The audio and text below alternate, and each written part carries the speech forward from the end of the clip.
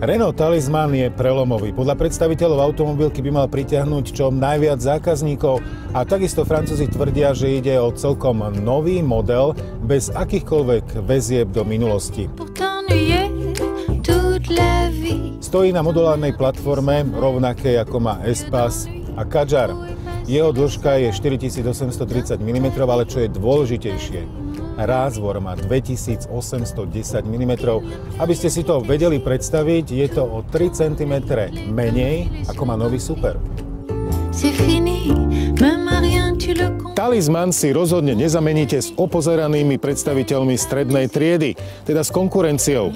Ponúka vyslovene športové línie, ktorým nechýba patričná dávka elegancie.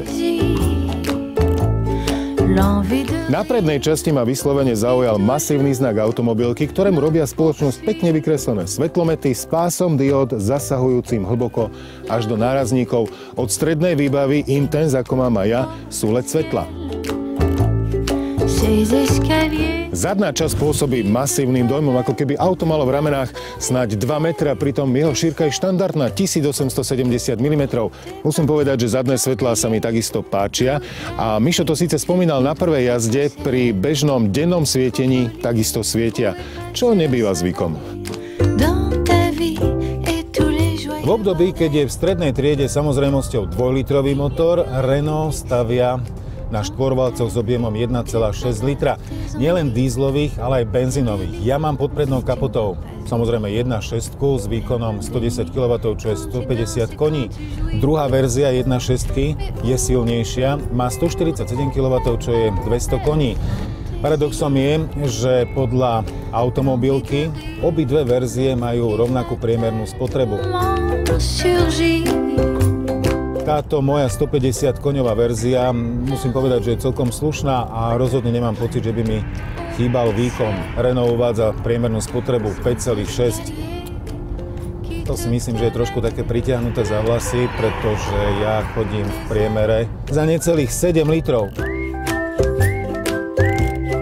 Z interiéru vyslovene dýcha pohodlie a zmysel pre detail.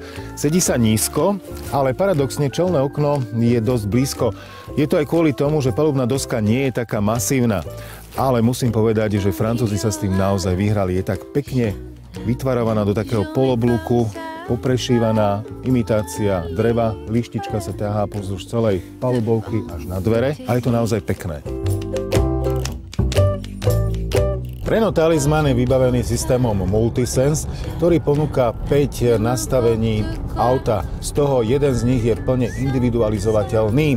Je tam šport, komfort, neutrál, eko a ten individuálny, ktorý tu označujú ako perso. Keď si to hodím do športu, otáčky okamžite vyskočia hore a je cítiť, že tá prevodovka úplne inak preraďuje. Vôbec nemám pocit, že sedím v aute, ktoré má pod kapotou 1.6. Dobré je s turbom. Jasné, ja viem, ale napriek tomu ten objem je naozaj malý. Dáme si to do komfortu, čo sa stane. Okamžite klesli otáčky, ale je to také iné ako v tom športe.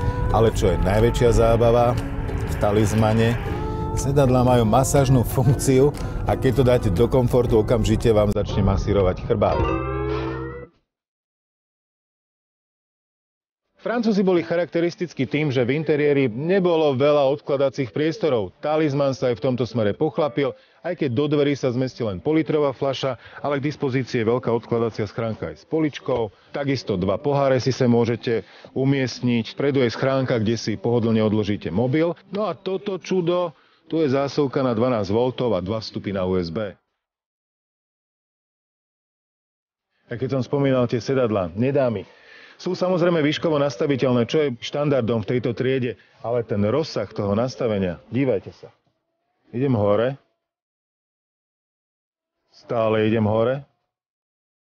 Stále idem hore. Aha, kde som? Kde mám hlavu?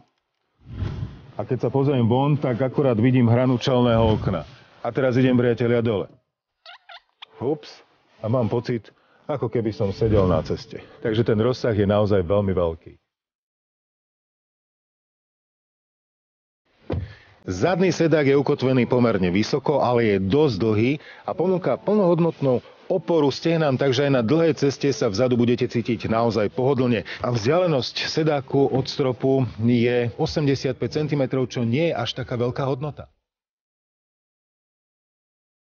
Kufor je v porovnaní s priamou konkurenciou, mám na mysli Passat, o 22 litrov väčší, ale oproti Superbu je o 17 litrov menší. Výsledná hodnota 608 litrov, ale zase musíte rátať s tým, že ten vstupný otvor je klasický ako na sedane, teda taký dosť malý.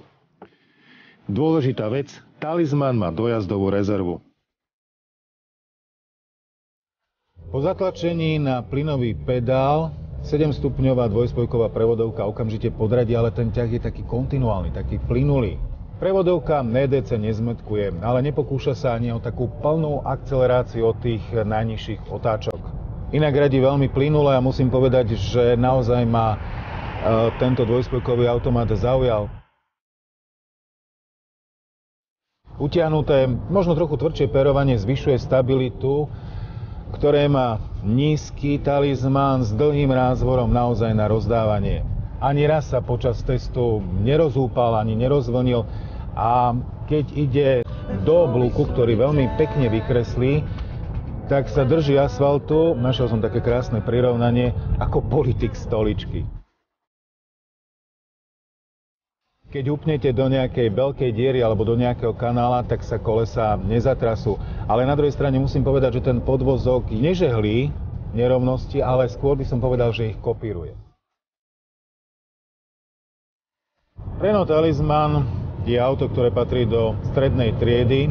Je to taká manažerská limuzína, ktorá je vyslovene postavená na zdolávanie dlhých ciest, dlhých vzdialeností a v tom aute je všetko prispôsobené tomu, aby sa posádka, alebo teda hlavne vodič v tom aute dobre cítili, aby mali plný komfort so všetkým, čo k tomu patrí. Keď idete po tej diaľnici tou 130-kou, tempomat drží 2600 otáčok, čo je s ohľadom na to, že 7-stupňový automat celkom dosť, by som povedal. A okamžitá spotreba mi tu skáče 6,4, 6,3. To si myslím, že je celkom slušné. Talisman prináša veľa dobrých správ. Je priestranný, je pohodlný, má úsporné motory a moderné prevodovky. A čerešnička na šláčke, nechýba mu taký francúzsky šarm. Ten, kto rozmýšľa nad autom v strednej triede, sú pre ňo rozhodujúce detaily, ale podľa mňa aj sympatie k značke.